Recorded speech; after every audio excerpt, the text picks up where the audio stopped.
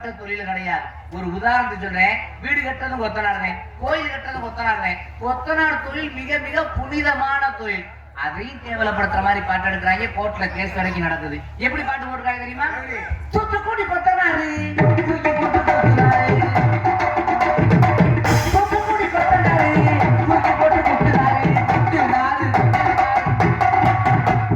எப்படி பாட்டு போட்டுருக்காங்க பத்தியில கேவலமா. இது எப்பேற்பட்ட பக்தி பாட்டு தெரியுமா? குண்டக்குடி குமரையா குறையல தீரையா, குண்டக்குடி குமரையா குறையல தீரையா, வளமும் நல்ல குணமும் வளரும் சந்தனான சன்னதை கண்டந்த நிம்மரே. இந்த பக்தி பாட்டை உணர்ந்து கொடுக்குறாங்க. இப்ப 20 நாளைக்கு முன்னாடி யூடியூப்ல ஒரு பாட்டு பார்த்தேன். எப்படி பாட்டு கொடுக்குறாங்க தெரியுமா? புதுசு புதுசா பாட்டு எடுக்கிறேன். என்ன பாட்டு எடுக்கிறாங்க? எப்படி பாட்டு? கோக்காலும் கோக்காலும் கெக்காலும் சேர்ந்துக்கிட்ட கோக்காலும் அடித்தாலும் ஜெயிங்க. வர அக்கா தங்கச்சி எடுத்தாங்களா? என்னையா பாட்டுது? வருங்காலத்துல உக்கா மொத்தம் மொம்மான்லாம் பாட்டு எடுப்பாங்க. இவ்வளவு இருக்கு. ஒளி உள்ள அமைப்பு அருமையான அமைப்பு. விடி இருந்துட்டு உன் பேரை சொல்லிட்டே இருப்பேன். ஆண்டவர் ஆண்டவர் சவுண்ட் சர்வீஸ் அருமையான அமைப்பு. ஆமா வேற பேசணும்ல. உரிமையாளர் சுப்பிரமணியம் அவர்கள். அப்புறம் நோட்டி சுபைய மரியாதைக்குரிய பி நடராஜன் பிஎஸ்சி அரசு திருவுளம் மணப்பாறையும் வாலியப்பன் செயலாளர் வங்கி ஆழத்துறை உள்ளங்கள். அப்புறம் பாத்தீங்கன்னா நாடக அமைப்பு எந்த நாடகமாக இருந்தாலும் சரி, எந்த ஒரு பல்சு நிகழ்ச்சியாக இருந்தாலும் சிறந்த முறையில் சிறந்த நடிகர்களை கொண்டு குறித்த நேரத்தை நடத்தி தருவார் சிறந்த ஒரு நாடக அமைப்பாளர். உங்கள் அன்பையும் ஆதரவையும் என்றென்றும் எதிர்பார்க்கக்கூடிய State Bank of India life insurance உரிமையாளர் மரியாதைக்குரிய மன்னார் புலித்தலை மண்ணின் மேந்தன் பி வெங்கடேஷ் அவர்கள் இந்த நாடகத்தை அமைத்திருக்கிறார். எந்த நிகழ்ச்சியா இருந்தாலும் அண்ணார் வெங்கடேஷ் அவர்கள் அண்ணங்க சிறந்த அமைத்து தருவார். அப்புறம் கொட்டகை அமைப்பு அருமையான அமைப்பு. பியூட்டிஃபுல் ஒண்டர்ஃபுல் எக்ஸலண்ட் வார்பஸ் அருமையான கொட்டகை அமைப்பு. மழை பெஞ்சா ஒத்த சொட்டு தண்ணி உள்ள ஒழுகார். அந்த பியூட்டிஃபுல் நல்லா அமைச்சிருக்கிறார் கொட்டகை அமைப்பு கொட்டகைக்காரவர்கள். அப்புறம் பாத்தீங்கன்னா இந்த நாடகத்தை கண்டளிக்கிறமாறு பொதுமக்கள் பக்த கோடிகள் அனைவரையும் அன்போடு அழைக்கும். இப்படிக்கு 87 ஊர் பொதுமக்கள் ஆதி சிவாயம் திருவாளர் எம் செல்வராஜ் 87 ஊர் தலைவர், சிவாயம் வேப்பங்குடி திருவாளர் கே சின்னையன் 87 ஊர் செயலாளர் வளையப்பட்டி, திருவாளர் ஆர் மாணிக்கம் 87 ஊர் பொருளாளர் தரங்கம்பட்டி. அன்புள்ளங்கள் அனைவருக்கும் மனம் நிறைந்த பெரியோர்கள் தாய்மார்கள் இளைஞர்கள் அனைவருக்கும் மனம் நிறைந்த கோடி நன்றி. இந்த வணக்கத்தை தெரிஞ்சுட்டு என்னடா எல்லா பேரும் சொல்லிட்டு வரானே பொம்பளை பிள்ளை பேர் வெளியே பார்த்துட்டு இருக்கீங்க. ஆட தாரகை நாட்டிய பைங்கிலி நாட்டிய அது நாட்டிய இது நாட்டிய எது என்று சொல்லக்கூடிய மரியாதைக்குரிய பிரத்யா அவர்கள் ஒரு மத்தியில் டான்ஸ் காமி பிரத்யா ஆடி வெள்ளக்கான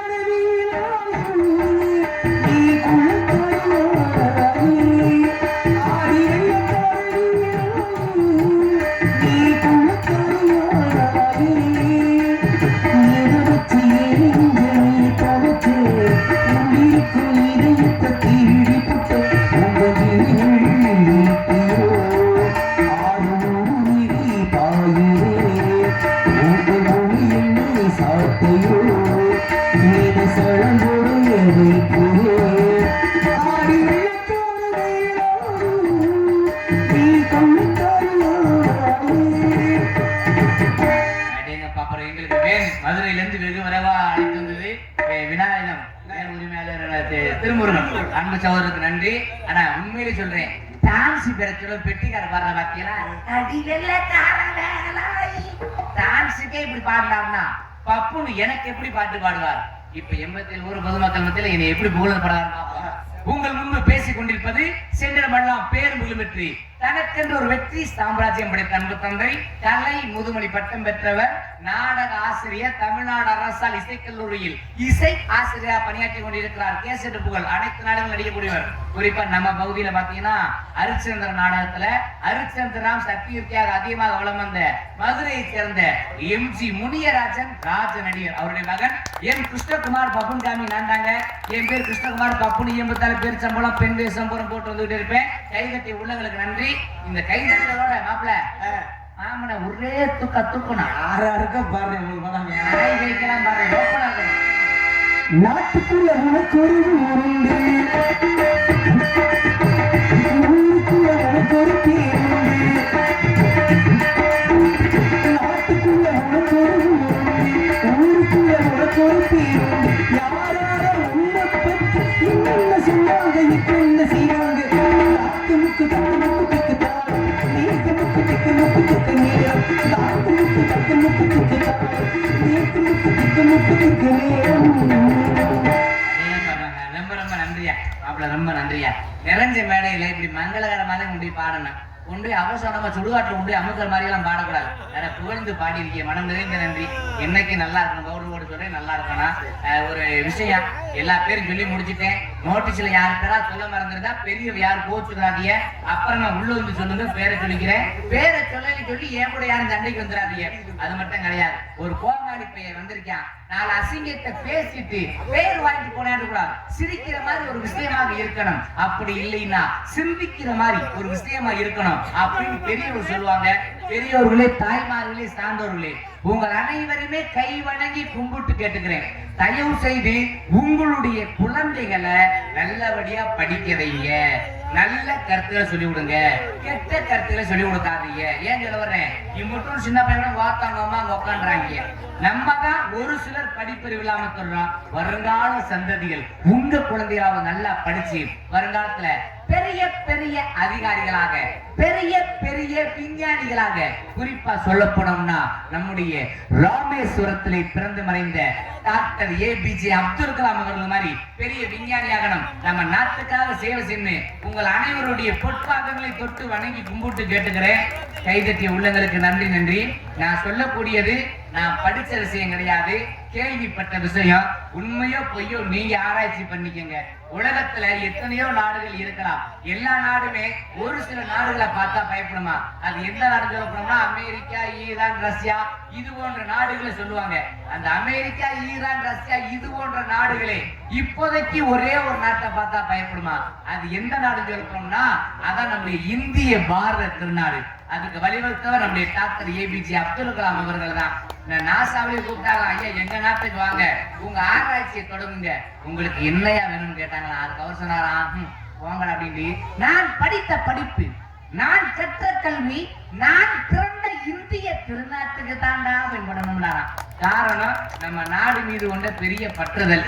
அதனாலதான் சொல்றேன், உங்க பிள்ளைகளை நல்லபடியா படிக்க வைங்க. அதே மாதிரி படிக்கிற பிள்ளைகளுக்கு அளவுக்கு அதிகமா டிவியை போட்டு ஆத்தா மாதிரி கெடுக்காதீங்க. எந்த நேரம் பார்த்தா பாண்டிய போஸ்ட் பாக்குறேன், சிறகடி காசை பாக்குறேன் பார்க்காம டிவியை கூட அமர்த்தி போட்டுருங்க. அதே மாதிரி செல்போன் அளவுக்கு அதிகமா கொடுத்து பிள்ளைகளை கெடுக்காதீங்க. அது குறிப்பா பொம்பளை பிள்ளைகளுக்கு அளவுக்கு அதிகமா கொடுக்காதீங்க. கையெடுத்து கும்பிட்டு கேட்டுக்கிறேன். ஒரு மிஷின்கள் ஒரு போன் வந்தா போதும். பொம்பளை பிள்ளைல பேசுற பேச்ச பாக்கணும், எப்படி பேசுவாங்க. ஹலோ மாமா எங்க இருக்கீங்க? என்ன ரொம்ப கொணற்றியா? சீக்கிரம் வாங்க மாமா. சித்தப்பா ரொம்ப கொணற்ற. அந்த போன் நோக்கியாவா இல்ல நக்கியாவான்னு தெரியல. அந்த நக்குதுங்க. இது முதல் ரகம். இதுவே ரெண்டாவது அப்படி இந்த செல்போனை சைட்ல இருந்து வைபர்னு போட்டுட்டு பொம்பளை பிள்ளை சத்தம் காதுலயே பேசுவாங்க. இப்ப நம்ம ஊர்ல பேசணும்னா எப்படி போனாலும் புதுத்தல வரைக்கும் சத்தம் கேட்கலாம். எப்படி பேசுவா தெரியுமா? கேட்டுருங்க.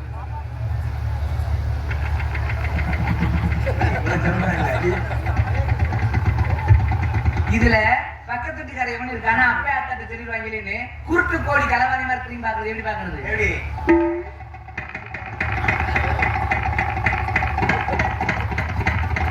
என்னைக்கு பொம்பளை தனியா போய் செல்போன் பேசுதோ அன்னைக்கே ஒரு குடும்பம் குண்டியத்துக்கு போந்தா இருக்கா. ஏன் என் பக்கத்து வீட்டுக்காரெல்லாம் அதிர்ச்சியில பேசுறவன் அவன் எப்படி பேசுறான் தெரியுமா?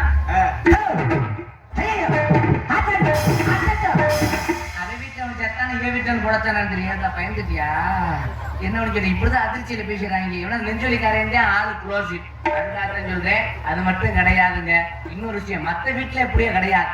என் வீட்டுல என் பொண்டாட்டி தங்க குணவரி. இன்னைக்கு ஐயர்மலை கிராமத்துக்கு நீங்க நாடகத்துக்கு வந்திருக்கேன்.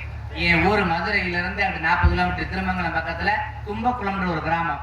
நான் வீட்டுக்கு போக காலையில 11 மணி ஆனாலும் சரி, 12 மணி ஆனாலும் சரி, மதியானம் 1 மணி ஆனாலும் சரியா, நான் போகாம என் பொண்டாட்டி சாப்பிடவே மாட்டான். அதுதாங்க கட்டின பொண்டாட்டிக்கு அர்த்தமே.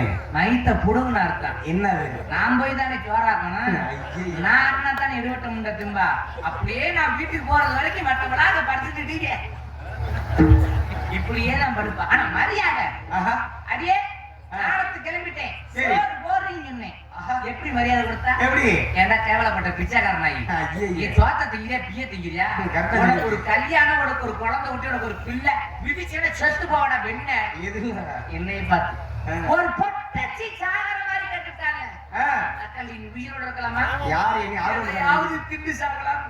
என்ன வேகமா போய் 3 பரோட்டா திண்டு சாவு இல்ல. சாணிதே வரும் பொறுத்தா வந்துச்சு. இது சரிபட்டு வரல. எதை குடிச்சு எடுத்து போகலான்னு 2 சர்பத்தை குடிச்சு அப்புறம் சாவல்ல. ஏய் அது வந்து ஒண்ணுக்கு தான் மூத்திரதே வந்துச்சு. இது சரிபட்டு வரல. எதுலயாவது தொங்கி செத்து போகலான்னு கயிறு எடுத்து கிளம்பிட்டேன். எங்க கத்தனாத்து தண்ணி அடிக்கா சாகிறது போனையா அங்க போனா அங்க எனக்கு முன்னாடி ஒருத்தர் தொங்கி சாகு காத்து கிடைக்கும். அப்பதான் அவன் நான் சொன்னேன் நீயும் ஜாத்தா வந்திருக்கேன் நானும் ஜாத்தா வந்திருக்கேன். எதுக்கு நான் கயிறை வேஸ்ட் பண்ணணும்? அதுலயும் கஞ்சத்தனா 2 பேர் ஒரு கையத்துல தொங்கி சாவும். செத்தாலும் ஒரு கையத்தில் 2 வாலிபர்கள் மரணம்னு ஊர் உலகம்லாம் பெருமையை சொல்லுவாங்களா? டிவில பேப்பர் எல்லாம் வரும்டானே. சரி அவனும் சரிங்க நானும் சரிங்க. அவனும் தொங்குனேன் நானும் தொங்குனேன். அவனை பிடிச்ச கரை போதில்லை நீ பிடிச்ச கரை போதில்ல. அவன் செத்து போனியா நான் உயிரோட வந்துட்டேன். என்ன சொல்றீங்க? நீங்களும் கவர் எடுத்தாலும் தொங்க போனீங்க. சரி அவன் எப்படி செத்த கேக்குறியா? அவர் எப்படி செத்தாப்ல? அவன் கயத்துல தொங்குனியா? நீங்க? நான் காலை பிடிச்சு தொங்குனேன். அவனை கொண்டதை நீதான் செத்துறாமலையும் காலை பிடிச்சு தொங்குனேன். சாவு வரல. 5 நிமிஷத்துல சாகணும். 2 நிமிஷத்துல கொண்டு நாளே போச்சு. பெரியவர்களுக்காக ஒரே ஒரு விஷயம் ஐயா, எம்பிட்டு வேணாலும் சம்பாதிங்க, வேணாம்னு சொல்லல. எவ்வளவு சொத்தா இருந்தாலும் சரி எவ்வளவு பணமா இருந்தாலும் சரி சம்பாதிக்க வேணாம் சொல்ல. எம்பிட்டு சம்பாதிச்சாலும் உங்களுக்குன்னு வச்சுக்கிட்டு மிச்சத்தை பிள்ளைகளுக்கு எழுதி வைங்க. தனக்கு மிஞ்சிதான் தானம் தர்மம் இருக்கிறாங்க. பிற்காலத்துல எந்த பிள்ளையும் நமக்கு சோறு போடும் அப்படின்றது என்னைக்குமே நிரந்தரம் கிடையாது. எவ்வளவு சம்பாதிச்சாலும் சரி பணமா இருந்தாலும் சரி இந்தடா உங்களுக்குன்னு வச்சுக்கோங்க. ஏன்னா நீங்க எல்லாத்தையும் எழுதி கொடுத்துருவீங்க. உங்க இடத்துல தானே 50 லட்சம் ரூபாய்க்கு வீடு கட்டியிருக்கேன். வீட்டு பேரை பார்த்தீங்கன்னா அன்னை இல்லம் தந்தை இல்லம். வீட்டு பேரோ அன்னை இல்லம் தந்தை இல்லம். ஆனால் அன்னை இருப்பதோ அநாத இல்லம்னு உண்டு ஆகி போச்சு. அதுக்காகத்தான் சொல்றேன் எம்படி சம்பாதிச்சாலும் உங்களுக்குன்னு வச்சுக்கோங்க. ஏன்னா இதுக்காகத்தான் அந்த காலத்துல ஒரு பெரியவர் அப்பயே பாட்டு போட்டிருக்காரு.